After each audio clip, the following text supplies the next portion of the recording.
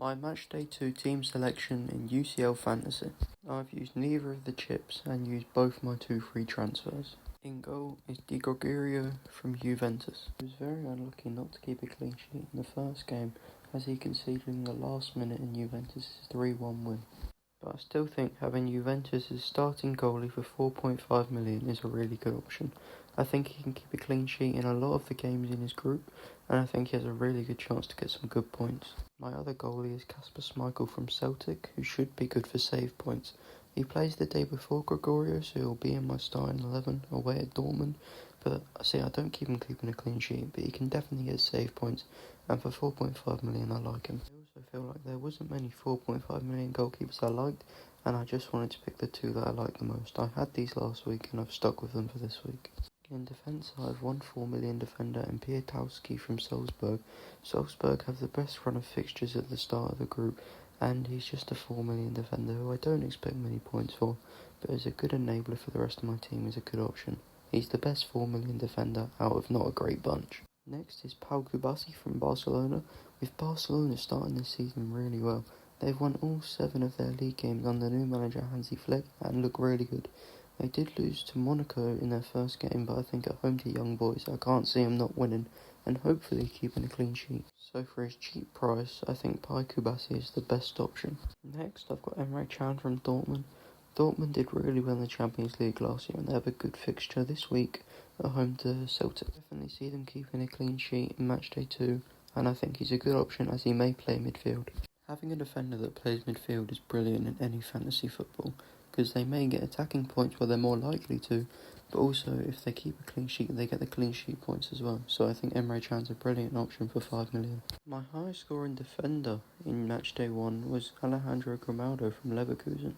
Both of Leverkusen's wingbacks are so attacking, they're always great options. I feel like for their price they always offer a lot of upside, with Grimaldo scoring in the first game and Frimpong doing really well. I don't know if I see them keeping a clean sheet this week at home to Milan, but I think for their price both wingbacks are great options. I have Grimaldo, but it's 50-50. My final defender is Trent Alexander-Arnold for obvious reasons. We've seen in FPL how well he can do, and for only 6 million he's a great option. I think he's really underpriced, and under Arne Slot has really kept up his attacking threat. Also, Liverpool have kept a lot more clean sheets so far under Slot, keeping 4 and 5 in the Premier League. They did concede to Milan, but they have a way better fixture in Matchday 2. In midfield, I have 2 Barcelona midfielders for 7.5 million and Lamine Yamal and Rafinha. They've both started this season really well as Barcelona has. Like I said, Barcelona have won 7 out of their 7 games in the league. However, they did lose in the Champions League, but they're both really doing well. Yamal probably will win the Player of the Month in La Liga this month, and Rafinha scored a hat-trick a couple games ago. They're both brilliant options, and they're always going to offer threat. Yamal also got his first Champions League goal in Matchday 1. And my second midfield double-up is Jamal Musiala and Michael Olise. Both Bayern Munich midfielders are great, as Bayern put 9 past Croatian side Dinamo Zagreb at home. I think they can keep up that form. They probably have a bit of a tougher game away at Villa, but it's Villa's first time in the Champions League, so it won't be easy. But they both offer so much threat, and we saw that in the first game. Even in the league, Olise in his last game did really well for Bayern. They are such a good attacking team, and Vincent Kompany will play attacking football. I really like both of them, especially Olise for his cheap price. Valverde is my Real Madrid coverage. Of course, last week I had Mbappe, but he's picked up a thigh injury, so he's going to miss the little game, so I've had to transfer him out for Kane. But Valverde is someone who can be good for ball recoveries and pick up with the odd goal and assist. He's only 6.5 million, so for a Real Madrid player who always do well, Real Madrid will always do well in the Champions League. It's a guarantee. So with Lille away, I think he's a good option. Up front, I obviously have Harry Kane, who I transferred in for Mbappe after his injury. Kane scored 4 goals in the first match day, and I can't believe I didn't pick him.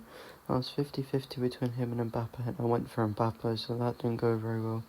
But I've got him this week, which probably means he'll do nothing. But hopefully he can keep up his form from the league and the Champions League. It's a slightly tougher game, like I said, but I think Harry Kane can score against anyone, especially in that Bayern Munich team. Victor Gyökeres is absolutely on fire right now for Sporting. I can't believe he didn't get to a big move to a big European club this summer. He scored in like every league game this year, and he scored his first Champions League goal in Matchday 1.